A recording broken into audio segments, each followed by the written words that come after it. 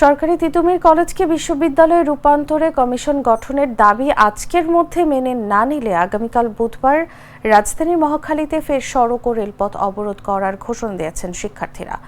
এদিকে তারা Barasat barricade two Mohakhali বলে উল্লেখ করেছেন। দুপুর 12:15টার দিকে কলেজের প্রধান ফটকে অবস্থান কর্মসূচি থেকে ব্রিফিং করে এ ঘোষণা দেন তারা।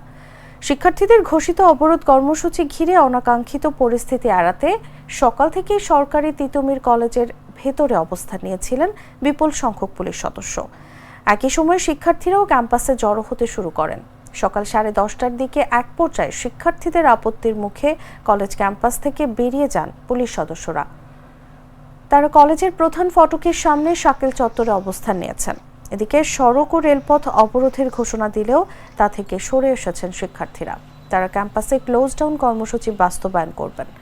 অন্যদিকে পুলিশ বেরিয়ে যাওয়ার পর বিক্ষোভ শুরু করেছেন শিক্ষার্থীরা।